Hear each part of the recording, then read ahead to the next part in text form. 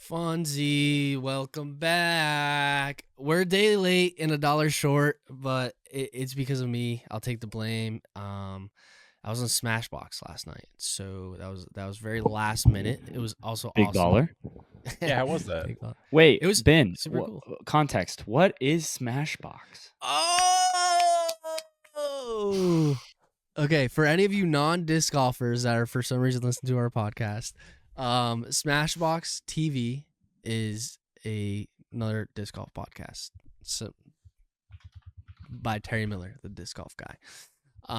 So yeah, I got on there and I've just been really busy, and I was at the Expo Hotel today, and we were able to finally get it in. It's like 9:30 p.m. EST, so we normally record around 7. So definitely maneuvering around, but I appreciate you guys doing that for me. And how we doing, basically? Oh, we be doing. Let's go. We be doing. First matter of business. I have received my Sajko hat. It's Me too. right there. I should have grabbed it. I don't know why I didn't grab it. And I'm thrilled about and it. It is apparently very good luck. Well, the crazy thing is what the heck, man? I remember you telling me when you sent it. What is up with the U.S. Postal Service? Because that took what, 2 weeks, 2.5 weeks Mine to took get a to while me. too, and I live in the state over. Yeah. Was it 2 full weeks? Yeah, maybe like just shy of 2 weeks. Yeah, that's kind of disgusting. The only reason I know that is because there's been multiple podcasts where I've been like, "Hey, where is my hat? Hey, where is my hat?" Yeah, That is literally literally. the only way I know that it's been like Literally, almost that's 2 so weeks. funny. Hey man, it was all worth it because you hit that crazy. Okay, context. Again, callback. Josh ended up putting up on a story wearing a Sajko hat, and he posted a reel today of him acing with a zone. And my question is, did you put that thumbprint on the disc like previously, or did you put that on there for that video? Yeah, so that's been on my zone for like the last 2 months. So I don't know. Obviously, I have like a thing for riding on my discs or making them more unique. Mm-hmm. I like to be different. I'm not like the other guys. So when I got my zone, I was like, oh, this is like some empty space. I want to put something fun there. And so I was just thinking about it, and I was like, oh, this would be kind of funny. So I drew like a little thumb circle where I would throw my backhands and my forehands, and then I put an arrow and I said, put thumb here. And so I think I've mentioned it in a few of my videos, like maybe my in the bag and stuff. And like, there's been a few videos before that I haven't posted where I throw it, and like before I throw it, I like show the camera and I'm like, all right, I'm gonna put my thumb here and I'm gonna get an ace. And this time it worked out perfect. It's just so clean. Like, I go up to the camera, I show the camera and my friends on the camera, shout out Anderson, and I'm like, what does this say? And he says, put thumb here. I put my thumb on there. I do like a little sound effect that says ace unlocked. And then I like just in one motion throw a shot. It's like a 250-foot hole. I mean, it's wide open. Just boom, ching. It was awesome. It was, I love that clip. Oh, dude, me too. It was, and it's legendary. in my Sajko hat. So every round, I've 100% of the rounds played in Sajko hats have aces for me so far. So we'll see if that and you continues. bent it a little. I like. I did bend it a little bit. Revolutionary idea. Retire that puppy at this point. You retire the hat, bro. You put it up in the rafters. Well, you guys want to know the funniest thing is I'm about to get a new zone. I'm getting the new Ledgestone Crystal 2015 reissue or whatever. I'm super hyped about it.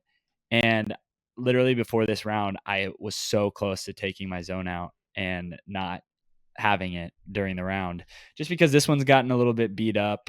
And whatever. But now it's aced. I will say that was not my first throw, unfortunately, but it was such a legendary clip that I might retire this one and then draw on my new one as well in the exact same way. And maybe that'll just be what my zones always say is put thumb here. I love it. That's that's legendary status for sure. And also that hat looked great on you. Are you convinced at all about 5 panels, or are you still skeptical? I liked it more than I thought. It looks. but I'll I'm take that. still Good. I'm It looks still good. skeptical, and I will definitely wear it again, but that is more so for you than for myself. So there I'll you take go. it. Yeah. Cool. Should we talk about TikTok? Like that was essentially that was a somewhat big deal that happened this past week. That really we thought was going to be impactful for like 2 hours. People are freaking out. They're like, and then all of a sudden, yeah, I think it was only like 2 hours. Then all of a sudden, people were posting that it was back up. Yeah, it was. It was a few hours for sure. I don't know how long. It was no time at all. Did I you guys can care about this at all, or does it I impact didn't you in any way? personally. I don't go on TikTok. I don't I either. I feel like I have an opinion that's like, I don't know, maybe controversial. So like I actually make money on TikTok. My TikTok has 20 something thousand followers or whatever. And whenever I post videos, sometimes one goes big and the money's not bad at all. For a disc golf content creator. I mean, I Can you don't tell make us, much money at or is all. that too much? Like if a video gets 1 million views, it's like a couple $100, which is like Boy, that's sick. nice. I mean, granted, I've only had 2 or 3 videos get 1 million views, so there's That's my $600, finances. Bro's bro. got that Yeah. Z-Flex zone money. Yeah, dude. But so I've made money on it, but my experience as a user has so clouded my opinion on TikTok that like even though it's a money stream for me and like I can just post all my shorts on there and it's not even that much of a higher lift, I was okay with the ban. Like I just Wow. I don't like TikTok. Like I think they had something and then they realized they could make money off of it and now that's all they care about. Like when I go on there as a user, and I don't do it very much, I prefer Instagram Reels actually. It's like I scroll and I see one good video, and then the next video I see is a TikTok shop video where it's like, Oh yeah, oh my true. gosh, can you believe the quality of this thing? Oh, use my link and get 50. I don't know. Like it's Yeah, just it every other changed. video, and like the algorithm is just trying to sell you stuff rather than show you the videos that make you laugh or whatever you prefer. So I just don't like the app in general, and I was happy that it was gone, especially because supposedly China uses it for bad stuff. So I don't like that either. Yeah, dude. Yeah, it definitely went more to like a QVC esque thing, but people are making a lot of money on TikTok shop. That's why they do it. But also, bro, there's Yeah. just some weird lives on there, like people going live, where it's just like just weird NPC things. stuff. Yeah, where it's like, but it's because it's jarring, so people like yeah, it's just send a money very towards it. I don't weird know. community, very weird place, and I don't jive with it personally. But who cares? I'm fine with people enjoying what they want to enjoy. Yeah, Don't yuck anyone's yum, brother. I have never heard that. That is so awesome. Yeah, I haven't either. Dude, you know what's crazy? I had the same exact reaction when I heard someone say that to me. I was like, yo, that is actually the best saying I've ever heard. I'm going to start saying that now. But I forget. I think it was like my friend Greg Pelletier. Shout out. I think he's the one that said it to me one day. Or it might have been Big Mike. But yeah, don't yuck anyone's yum. I loved it. Cool. So yeah, moving on from TikTok at this point, Ben. I think the big thing that we can all talk about really is Mr. Expo himself. Mr. Expo. So what do you got going on this week? What are the final touches that go into presenting Disc East? So final touches. Today I went to the hotel to get some boxes there, just like banners and stuff like that. Just I feel like last year, the past few years, I've been scrambling day of, so I wanted to get everything there. Tomorrow, I'm going to take a lot of time to set everything up. So Friday, if anything needs to happen where I forgot, then I could still do it while also accommodating to anyone that needs help setting up. But right now, it's just the calm before the storm. It's kind of just like something's coming, and it's a little scary, but it's just managing a lot of little fires, I guess, where it's just like random calls and questions and people finally booking their hotel room and shipping way too late, stuff like that, where it's just like, oh, like how do I? So it's just like managing that type of stuff. But then come Saturday, it's gonna be about getting people in the doors efficiently. That's my goal. Kiara will occasionally bring up last year when we were waiting in line, and then we saw you guys were essentially going down the line that wrapped around the parking lot and trying to get everyone checked in. So we recall seeing you run inside to grab wristbands, and then as you're running back outside, you're just dropping all the wristbands everywhere and very frantic. I remember that. Yeah, that has remained in our brain. Yeah, it's so cool with these expos. You learn something new every year.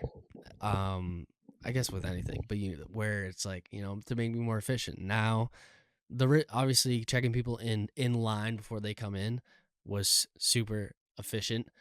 But now I'm realizing like I probably got to start checking people like as soon as they start lining up, even if it's like an hour and a half early, just get in front of it and not waiting. And I'm also opening 2 entries this year, so you can enter through the hotel lobby and through that other entrance, whichever one you decide to go to. So that's what I'm trying to get everyone in to the expo. Although the lines are cool and it's good for like me showing off to people like, oh, come to the expo, we had a bunch of people in line. At the end of the day, it's not the best for the attendees, so I want to get people in as soon as possible. Yeah, and we're now hearing about all the drops that are happening there. Like Thought Space doing some discs with Discraft. Those will be dropping their there. First Discraft. So Discraft is manufacturing discs for Thought Space. It's a Thought Space disc, but you know how MVP manufactures some of theirs.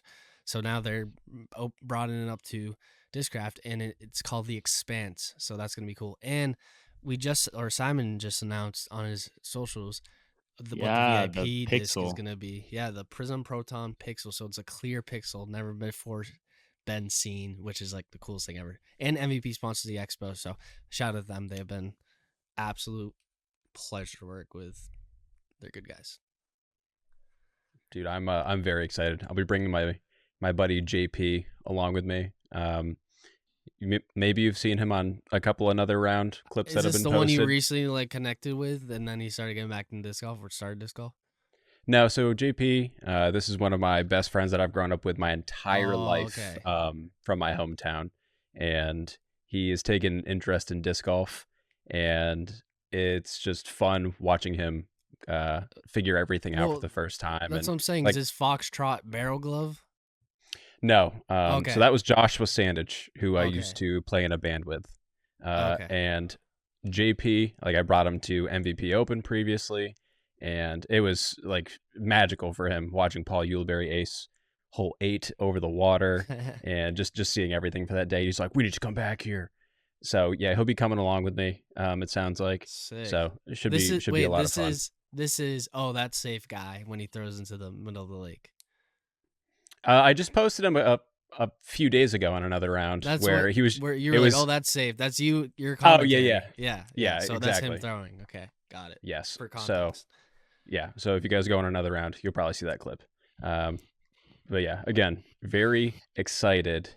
Another quick thing that I wanted to touch on, because both Discraft and Innova will be there, and something that has been big for me recently with all things included, like Ken Climo going over to Discraft. Well, I think we pretty much at this point understand what's happening there. He's not on Team Discraft, but he's creating a company that is associated through Discraft. And then you've got like Germ leaving Innova. And this isn't me throwing shade at Innova. Like, they've always been very kind to me, and they send me discs and whatnot. But I have always been like a big Innova person. And Discraft, it's because it was always super popular because Paul was throwing it. Sometimes the plastic I wasn't like the biggest fan of. So just altogether, I kind of avoided it. And as of late, with all the news that have been coming up, and just showing all these cool things that they've been doing to try to progress the sport and give spotlight to all these unique outlets that I think deserve a spotlight. It really is taking me, someone that likes to throw Innova, and pulling me towards Discraft and just seeing all these cool things that they're doing where I'm like, hold up. I don't think the plastic has necessarily changed, but all these things that they're doing are changing my perception and almost making me feel the plastic and be like, hold up. This feels pretty good. I'm kind of liking this. I feel like maybe a lot of people are somewhat feeling that way, or I mean, I could just be late to the party. But do you guys have any thoughts on that? Have like your perceptions changed in a way, or because there is like kind of an odd air right now in disc golf in that way. Well, the big thing was, I don't know if you guys ended up watching any of the Ken Climo content that's been coming out. In particular, Jomez. So Brian Earhart did an interview with Ken Climo, and they were kind of going through throwing all the discs and in his lineup. And he was kind of mentioning, Ben, I think this was also on Staggered Stance, pretty much talking about how he didn't want to go behind anyone's back. He referring to Ken Climo with the deal that Discraft presented him with. So he approached Innova and he told them what was up and gave them an opportunity for a counter offer. And they pretty much, like, they didn't give him a counter offer and we're just like, nope. And like, that was that. And that seems very strange for someone that is such a, like, highly achieved and like legendary status in the sport. And to hear that that's how they treated that situation. Of course, we don't know everything that happened, but just at face value, it just doesn't seem right. So yeah, again, what do you guys think about any of this? Like, did you hear any of this? Well, Ben, I know you did, but Josh, I don't know if you heard any of that. Yeah, I watched the videos that Climo put out on his YouTube and the Instagram stuff, but I didn't get the chance to watch the Jomez video, so I didn't really hear any of that. But I agree. I don't know. I've always had a negative view of Innova and how they've treated their players. And that's affected why I don't like to throw their discs for the most part. You know, funny enough, my whole distance driver lineup is Innova, but you know, what can you do? Same. So I don't know. Curious. I think just hearing that, I'm shocked. You know, like I kind of could have guessed that. Like what I would be shocked if Climo was just like, you know, heck you guys, bye. I'm taking this deal without giving them some kind of opportunity, you know, and yeah, I feel like they had to have had the money and like I think it goes back to what we talked about a few episodes ago where if they kept Climo, it wouldn't have been a splash. So to match the money doesn't make a ton of sense business wise, but like it's the champ, you know, like having the champ is a big deal. It was a big splash for Discraft, so obviously dropping the cash or whatever they wanted to do I was worth it for them. I thought you meant the mold. I was like, the cash. What? Oh no. But yeah, like I understand, but at the same time, I'm shocked. Yeah, that's my stance for sure. Well, I think even regardless how we feel about this, to have someone that is so highly acclaimed go on record and say say these things about Innova, I think like everyone is seeing these things and it's not like hearsay, it's like coming directly from his mouth. Mm-hmm. And I think that will have some sort of negative effect, whether we feel it this year or in the coming years. I don't know what Innova's, because obviously they're approaching the sport in a different way than Discraft is. Like Discraft's focus is for sure going after elite players and trying to build like this crazy team and I think just build influence in that manner. I don't know. Again, I don't know what Innova's trying to do, what their end goal is per se, but they have to make some sort of move coming up because to hear that, like, I can only imagine what they feel like hearing that, or maybe they didn't react at all. Who knows? Yeah, like Millie said, we are pretty much touched on some of that, where the splash business deals, it probably didn't make sense to match it, because I don't know. It's just better marketing. Like Germ leaving Innova to MVP is better marketing for MVP than just Innova. Germ sticking with Innova, at least in the short term. Obviously, long term, you build your brand and stuff like that. Like if Sexton ever leaves Innova, that it just wouldn't make any sense for him to do that personally. Because he has the Firebirds, he makes tons of money off the Firebirds. It wouldn't make sense. So in that case, it's better for his brand to stay with a company like that. I think it just depends. I don't know. I think moving companies just gets you in the news. I feel like another interesting thing to consider is like over the last 5 years, Innova has just lost people. You know, like the only thing they've really done is pick up the scraps of Prodigy, you know, which is like, okay, good job, you know, wow, great. Yeah. But like at the end of the day, it wasn't smart for them to splash, or like it wasn't smart for them to re-sign Climo, but why not try to poach some other guy, you know, make your own splash? Like I feel like they're just taking such a laid back view of disc golf. Like they're like, oh, you know, we're first, we're best, you know, people are gonna buy our discs regardless. But I think we've talked about this on the podcast before. At a certain point, that's gone. You know, like I have a bad perception of Innova and I stray away. Like I don't even consider their discs really. And I think that's gonna keep happening and keep affecting people's opinions. And they are going to have to switch at a certain point and be like, okay, what kind of money would it take to poach Simon? What kind of money would it take to poach Ricky? You know, like that just makes a lot of sense. That would be a huge splash for them. And people would be like, oh, okay, actually their offseason was good. Instead, I'm sure there's a ton of people like, what even did Innova do this offseason? You know, nothing except lose people. That person saying that is me. Well, it kind of feels like they don't want to play into what the modern disc golf market is kind of feels like. And having said that, it's like they don't want to do anything that might show weakness in a way where it's like, oh, we got to go out and go after these players. I think at least this is how it seems to me. They're just kind of like, okay, just keep doing our thing, chugging along. Like we still have a team. And I don't know if you guys saw the drop of the champ team, like all the Tour series, but yeah. That Sophia, I hope I say this correctly, Dunica, Eagle L mold that they came out with, I can't wait. I will say that I cannot wait. Why are you so excited about that one in particular? Like, do you have like a history with the Eagle L?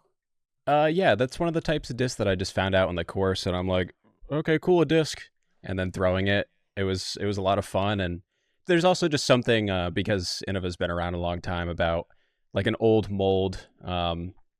For like how my brain works, it just makes it more fun. Where it's like it's this cool mold that's getting like time of day, and I mean maybe people will fall in love with it. Who knows? But yeah, like where we started with this, Discraft kind of feels like it's slowly taking over year by year.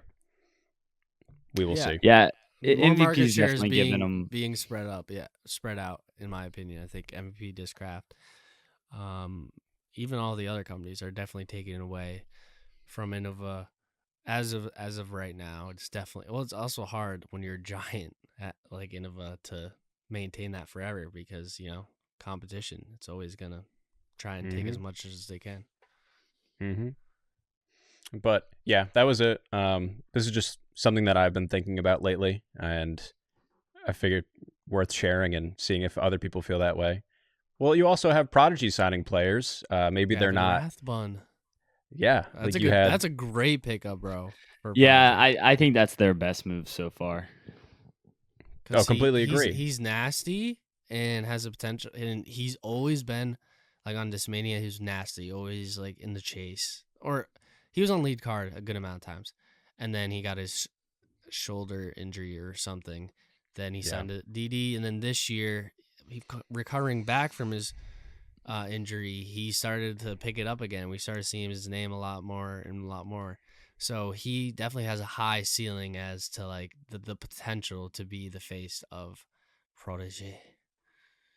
Mm-hmm. No, it was exciting. It's like maybe I mentioned it last week on or off the pod, where it's like Luke Humphreys had mentioned before that they, like, oh, we have a player coming. So, and that I'm going to assume that that's who that is referring to. Yeah, but yeah, always fun to watch him play. Yes, I've when he was on Dismania, it was when I first got into sport. I was a big fan of him. I don't know why. He was just cool and throwing Dismania and looking ripping frisbees.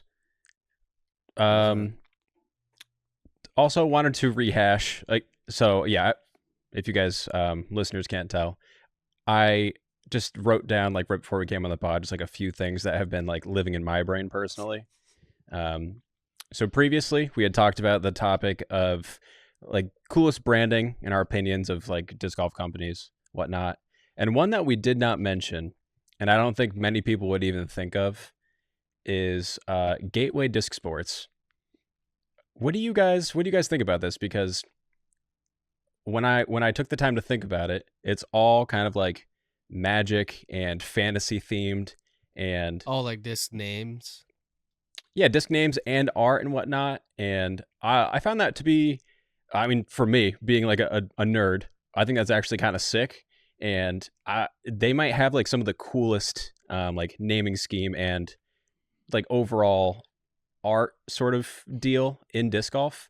And maybe it doesn't appeal to like a wide audience, but I definitely get the feeling of like kind of like a underground skating kind of like punk vibe from them. And well, walk us through some of your favorites. Magic I don't the know Gathering all vibe. of them. Some of my favorite like names. Yeah, like what is it that is good for you? Like I don't know a lot of Gateway. So well, yeah, like I say this, I'm not really super familiar, but like, so let's say I go to Marshall Street, they have a pretty big selection of Gateway discs, and I'll look at them all the time. I'll feel them. I'm like, well, yeah, like some of these feel great. I don't know why it's just not really getting the time of day per se, but like everyone knows the Wizard. There's the Spell, Warlock, Realm. Yeah, Realm. So like just Cash, the Yeet. Like for some reason, my brain goes towards exactly like I said, skater sort of thing. Like imagine walking into, this is kind of a dumb example, but like Zoomies or something like that. Like I feel like those discs could live in that like type of store, like on the wall along with skateboards and whatnot. And yeah, I guess I can imagine that. So when we're talking about marketing, when you said marketing, how Gateway has or one of the better ones, I always thought Gateway's biggest crutch or biggest downfall is the marketing. Meaning their disc names are cool, but I think we could have, so they hired a new guy. I don't know what his role is. His ad's like Fly Highs. Her name is Kevin Fodry. So he's asked to come on the podcast, so we can have him. But cool. Dave McCormick, absolute genius. Dave is absolute genius. Knows everything about plastic. Knows everything about the ins and outs, and he's so good at that he's focused on that he hired Kevin to start focusing on like the marketing side. And I talked to Dave over the phone, and he's starting to realize like, yeah, he has to come out with these cool, unique discs and stuff like that. But really at the end of the day, Dave's just like a solid, just like really hard worker, just does it because he loves it. Doesn't really like, obviously he cares, which about is cool, his employees and all that, and it's very family based. But I'm just saying, like, he's not like, oh, I gotta sell these 250 discs to meet the quota. He's more just like, I'm just gonna make 250 discs, whatever, and I'm gonna keep making discs, which is super cool. But I think bringing Kevin on is gonna be a great idea, because I think that's where they've been lacking marketing. I mean, they have been around more than most disc golf stores or disc golf manufacturers, and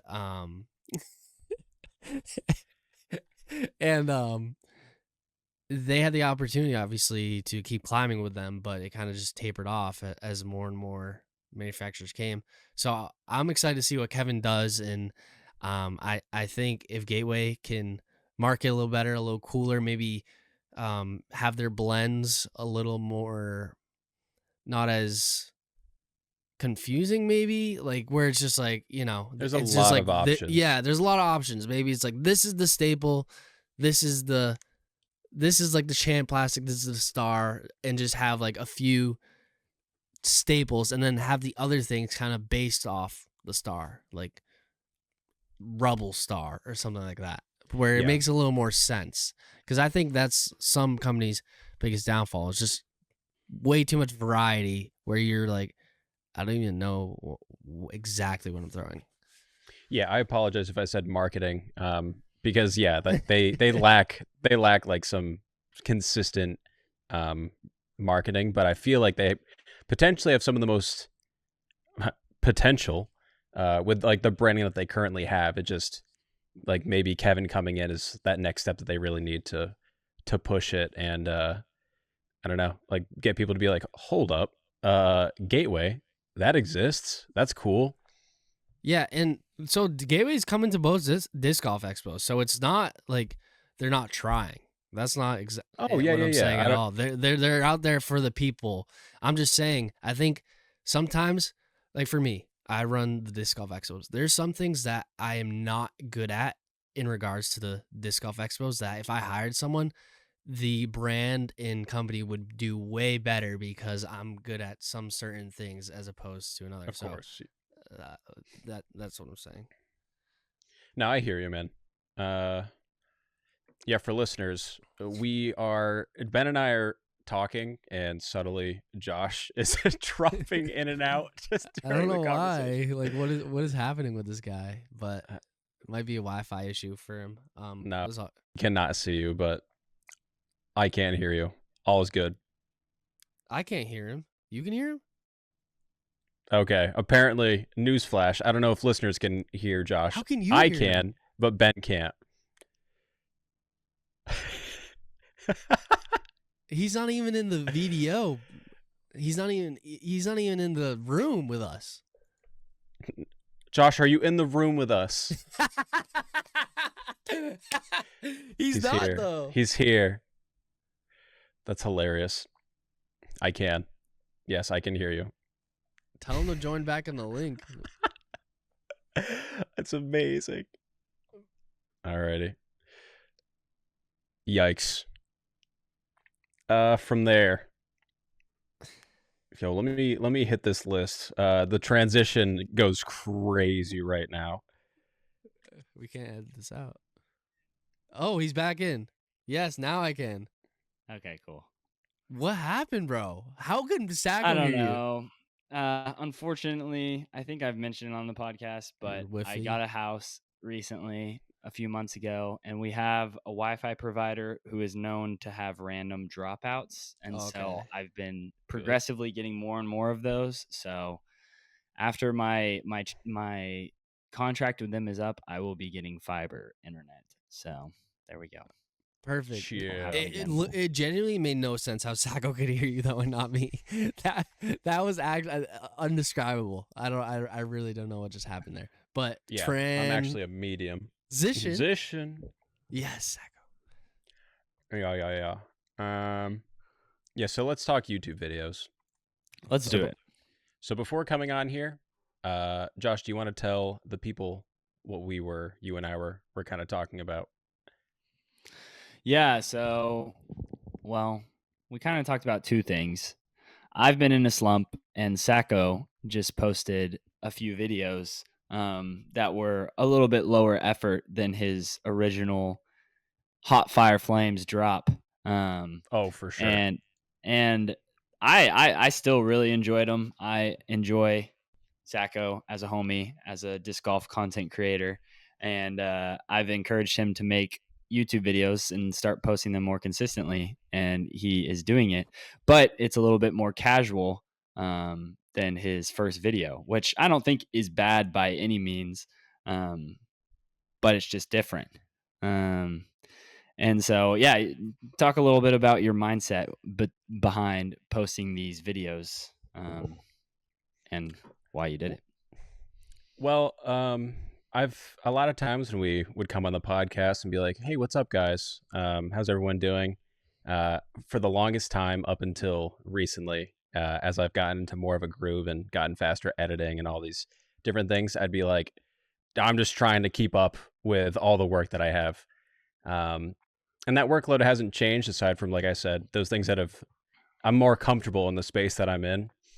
But because I'm doing shorts for myself, another round stuff, it depends which YouTube video for another round as well. Like realistically, for me to put in the level of effort and make a video like I did for my first video, I of course could do it, but I would be putting the thing that I love, like why I'm doing all of this in the first place, like playing disc golf, on the back burner. And then almost just feels like not really worth it to a certain degree, where I'm like, I'm like trying to show this perception of disc golf, but I can't even disc golf. Like that's so incredibly ironic. So I decided, because a lot of times last year, I only uploaded one time on YouTube, like an entire full video.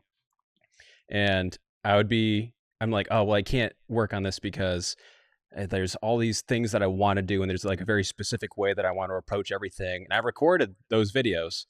But because I would just be working on other stuff, I wouldn't have the time to actually do them. So this year I want to do more videos, and I started like, I'm going to do lefty for like a whole year. So I'm like, I've been practicing my lefty, and that's going to go into like, it's going to be one video a month essentially. So we're going to go through, like, I threw lefty on the tech disc and compared it to my righty.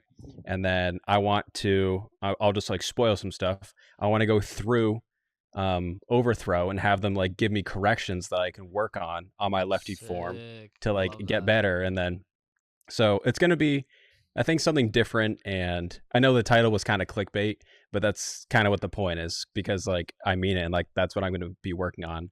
But I also selfishly am just kind of, when I play, I'm just going to record stuff because, like I said, I want to play, and I may as well record it because I'm already doing that anyways. For if anything crazy happens, instead of vertical, I'll just put it horizontal. So it's a lot less effort that has gone into it. I know that there are things that I could do better, if I'm being completely honest with myself, but I want to just like learn along the way, kind of the way that I started doing shorts. Like maybe I wasn't proud of every single thing. Like you go back 2 years ago and you're like cringing horribly, but I mean, it led me to this point. So I guess that's kind of what my thought process is with it. Whether I go out solo, like yesterday, I was called, couldn't go into work. Last second, I was like, okay, well, I'm going to go record a YouTube video playing in the snow in 1-degree weather, because that's something that's probably unique that a lot of people don't do. I play disc golf in 1-degree weather. That's exactly what it's going to be. Yes, sir. That's exactly what it's going to be. But yeah, Josh, if it sounds like you have some thoughts, so please let me know. Yeah, I think there's two approaches that I've seen that are very successful, especially in the disc golf space. One of them is kind of what I do, to be a little prideful, I guess, is to post videos very infrequently, but spend a ton of time on them. And, like Sajko said, sacrifice some of my disc golf playing time to edit and use the creative process to make these videos. And that has proved to work well. Like that's kind of essentially what Sajko did with his first video. But at the base level of YouTube, I think it boils down to like community and the person and personality that you're attaching yourself to. So like if you are watching a YouTube channel, usually it's because you view yourself as a friend subconsciously to whoever you're watching with, And so if you vibe with the personality of the person you're watching, then you could watch them do whatever, and so there's the other side of like content, more Bodanza-esque or Broderick-esque, where they're just playing and talking to the camera and being fun guys, and they have great personalities and they know what they're talking about. So it's like, okay, cool. I'm just going to vibe with this guy, And so that's kind of more of what Sajko's been doing recently. And I think that's going to work great. That's more of I've got to commit to this for a year and like keep it going. But slowly you'll build up a depth of community because people enjoy watching you. And, that's been shown through how many Instagram followers you have and the connections you've been able to make. And so I think you'll be very successful with making YouTube videos as well, even at the quote unquote lower lift videos that you're posting. And that's not to say that you can't flip a switch one week and be like, all right, gonna grind and put out a freaking beefy boy, Completely. But yeah, in at times I wish that I kind of did that and not do like these higher lift videos. Dude. Tell me about it. And yeah, so like kind of to get into what we were talking about before the podcast, I've been a little bit burnt out, I guess. And I think that's just going to happen to anyone. I really enjoy playing disc golf. I really enjoy making videos, editing them, the creative process and all that. But at the end of the day, it's work. Like I'm spending 40 hours on a video. I'm spending 60 hours on a video. The one I'm about to post by the end of the week is a 23-minute video where, I scoured over all this footage from 5 days. This is easily, honestly, I'd put it in the 20 hours of footage range. So it's like, first of all, clipping that, whatever. We'll get into this later. Or crazy, because I don't want to talk about it. Okay. But it's just a lot. And so I wish at some points that I had done the Bodanza, Broderick, Sajko route of just like, there's a purpose behind the video. There's an interesting thing happening. You're talking about disc golf and, very awesome. There's going to be fun edits at time to time, but it's not something that's going to take you 40 hours to put together. So I don't know. I've talked about it for forever, but maybe I'll make a second channel and do something more casual like that at some point and see if that doesn't have any success. Well, yeah, this is almost, and maybe this is weird for listeners and it's kind of weird for me to say because I can imagine that there are people that listen to this podcast because they view us as creators in whatever our respective ways are. And they're like, I want to learn something. This is very much like the YouTube videos are very much selfish for me. I almost to a certain degree, I don't want to say that I don't care that they don't do well, but I'm just recording something and putting it out there. And if people like it, then that's cool. And that's very freeing because the other facets of my life are like, I really enjoy what I make for my stuff and another round and that's all good. But I really have to think about a lot of very specific parts, in terms of like an audience and things like that. And for this, I don't have to think about anything. Like I don't have to, it's just like brand new to me. So learning along the way is really fun. And like I said, I'm going to play disc golf and just put it out there. Yeah. I think that is kind of like where I was for the longest time, where it was like, no stakes. Hey, I'm just having fun. I don't care if anyone watches this. And then at a certain point, it's like, oh, wait, did that video just get 100,000 views? Or like, oh, wait, am I averaging 15, 20,000 views on every video? Yeah. Oh, shoot. Like, oh, I gotta keep this going, like I got to make the best videos with the best ideas and I got to edit everything and I got to do this. And so it just kind of snuck up on me, honestly. Like at one point it was just, hey, I'm making a video. This is for me, and now it's turned into like, I enjoy doing this and I love playing disc golf and making these videos, but there's a bigger portion of me that's like, oh, if this video doesn't get 20,000 views, it's a flop, like I spent so much time on it or whatever. And so, yeah, I definitely need to lean more back into the, hey, this is the video I enjoy to make and I want to make. And so that's why I'm making it. And I think that's where you're at right now. Be very, very on guard to, keep On it that guard. way. Like, even if you start doing Bodanza or, huge numbers, just make sure, okay, like, yeah, this is a consideration, but this is for me at the end of the day. And, at Yeah. least right now, it's not your livelihood. It's not my livelihood, so I should not be caring about it as much as I do, but I do. So, Yeah, yeah, like I said, I don't really expect people to watch this. Like if you recall in the beginning of the video, I was like, this is just kind of something that you put on in the background. oh, And yes. Yeah. it's kind of just something that you feel like you want to kind of feel like you're playing disc golf with your buddies. Like sometimes it feels like the Bodanza and Broderick, it's very like vlog style. I don't want to say this is, I'm not trying to go for like an ASMR thing. Like that's ridiculous, but I kind of just want it to be like you're just watching someone play disc golf and hear them have like a stupid conversation or whatever. And I don't think it's gonna do great, but for now, that's what's fun for me. And I Totally. have my other things that are, I guess, somewhat prideful, and I'm like, okay, I've got something to prove with these things that I work on. This is my thing. So yeah, we'll leave it at that.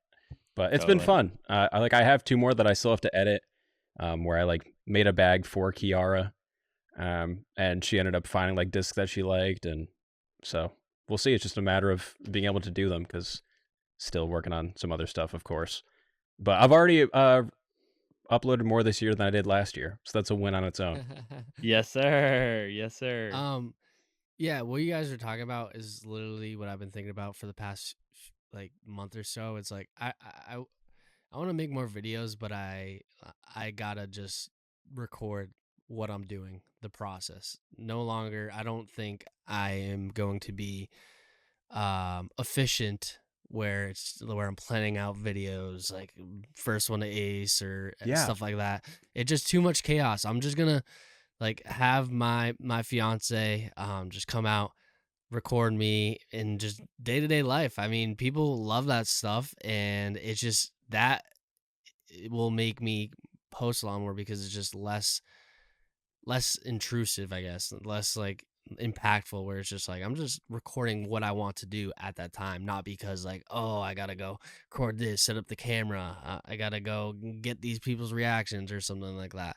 So that's 100% what I've been thinking of recently. Like this year, I'm not saying I'm gonna start posting videos. I'm not saying that at all. But I'm just saying, like, if I want to do a video, or if I do start posting, it's just gonna be of like me going out, having fun, playing around, and doing just whatever. And I think that is probably gonna be my key to actually having fun and hopefully be a little more consistent with the videos, because I think the way I've been trying to do it's just been daunting. It's been a lot. Like Jay Millie, like you doing 60 hours a week on video. I just can't do that personally. I just can't. It's just not fun for me. So I gotta just have it be bare bone. Like I love what Simon does. He just shows up to a course, plays it, edits it. Obviously he's gonna get a lot of viewers because he's a pro, but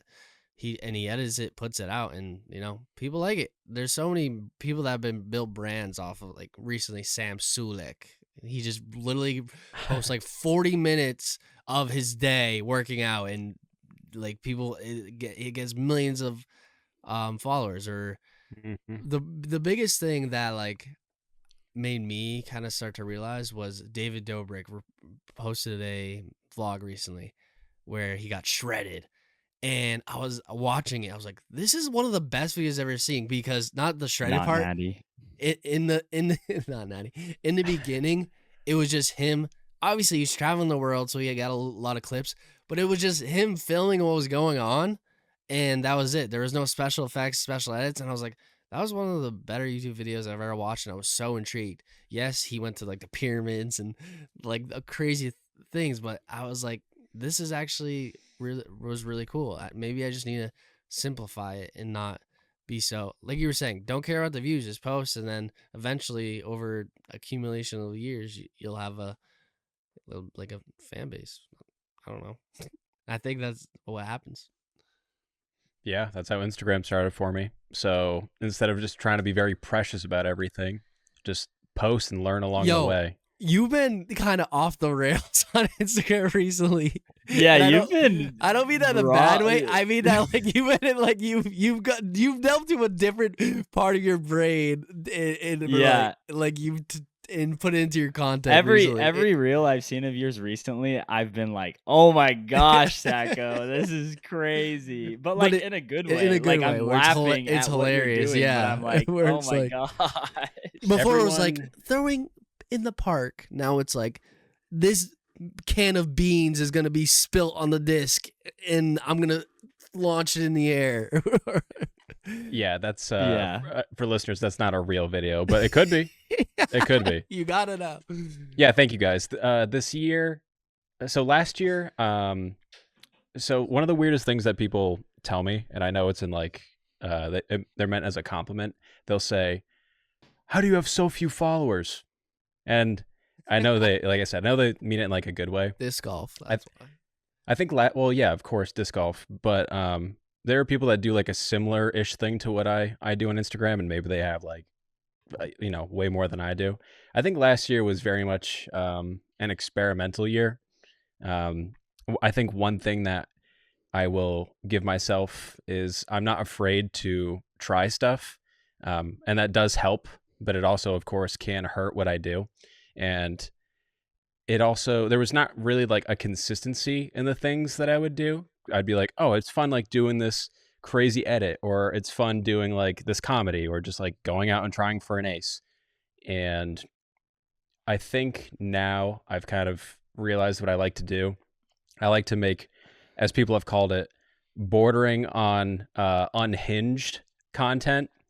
Yeah. And in disc golf, that's very easy to do because everything is very friendly. So if you do something that is remotely like, oh, that's kind of crazy, everyone's like, oh my goodness, you're wild. Bro, but dude, it is wild, Sajko. Even outside of disc golf, it is pretty. Some of the stuff is, it's pretty like out there, outside the box. Yeah, no, I appreciate it.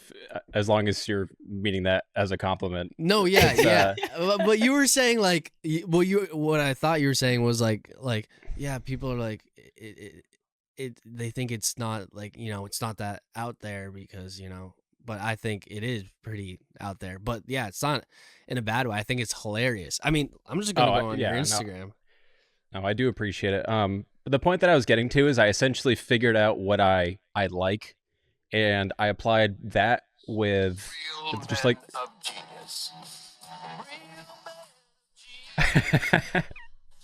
that sounds really good. Like stuff like that where it's hilarious, but it's like outside the box. That's what I'm saying. Like it's just something I would have never thought of in a good way. Yeah, that's a really old Budweiser commercial that I remember seeing as a kid. That was hilarious. Yeah, you just pull things out of your brain. I love it. Yeah, I wanted to combine like my whole life. That's kind of been like, that's the kind of person I was, where I liked to make people laugh, but I wasn't like the class clown. I was kind of like the quiet kid where people were like, yo, that kid is like kind of funny. Like that sort of deal. Yeah. Not like the super loud one. And just, combining that with what I've learned through another round, I'm like, okay, let me try to put an effort of, I don't know, like getting people to see this now, as opposed to just being like, I don't care. And it's been working out well, and I'm glad that people have been receptive to it. It's good because it's you, and you're developing a brand that soon people are going to be like, that's a Sajko type video, as opposed to, where it's like just something that's a little zany, kind of just like nostalgic in a way. Like, that's what I'm saying. You pull out things from your childhood all the time, and like, so that's what I'm saying. You're building something where people are like, where people will know it's, or what to expect, I guess. Like if you post a video of you dumping a can of beans on a disc and throwing it, like people aren't going to be like, I'm going to use this. I need to see this. Yeah. People aren't going to be like, this is weird, bro. Like, why? It's like, oh, It's Sajko. It's expected. That's why. Yeah. No, that does mean a lot, really. Thank you. Yeah, like this was like the year where I like everything that I've been posting, I've been like I'll say proud of, where I'm like, yeah, I'm digging this, and it's fun, because last year that wasn't always the case. I love it. Pinto beans? Well, I'm Pinto put this disc in the basket. Yeah, that's what I'm saying. That would literally be expected. That would be like, awesome, another good video, Sajko. Whereas like if someone else posted it, they'd be like, what the freak? Well, wait until you see the ideas that I have for the Expo, because yes. I will be. Dude, I have record not as much as you want.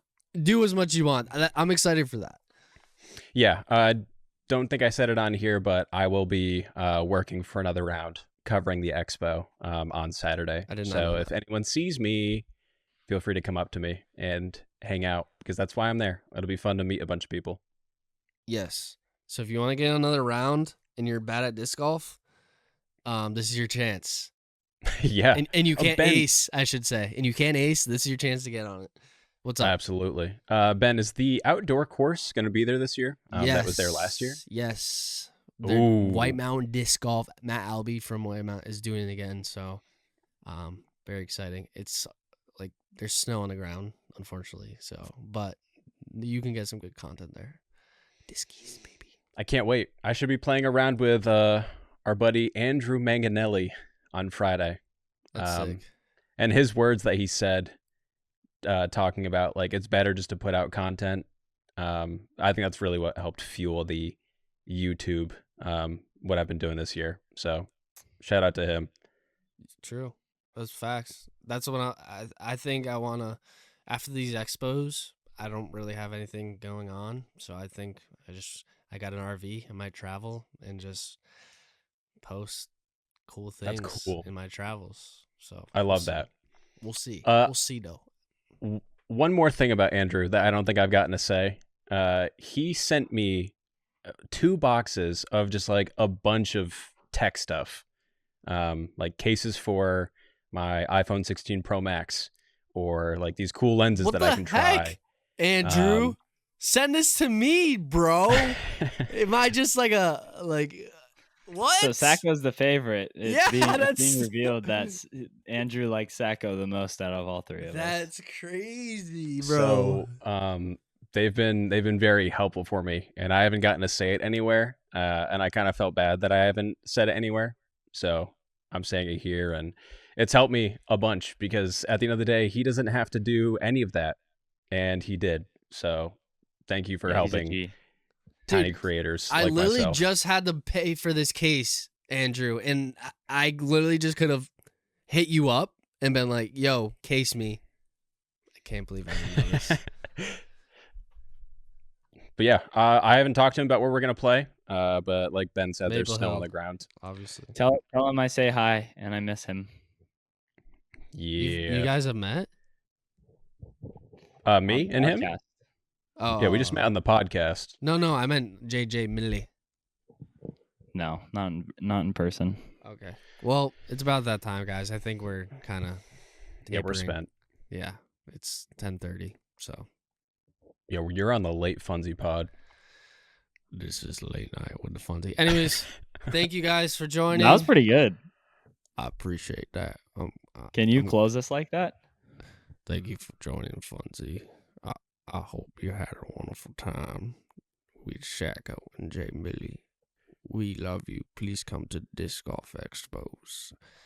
Disc East is this weekend in this South, March 1st and 2nd, 2025. And a lot of great vendors will be there. And J Millie allegedly will be there. We'll see if he shows up. And Sajko will be at Disc East, allegedly. You straight up sound like Morgan Freeman. All right. See you guys. Funsie. Peace out. Funsie.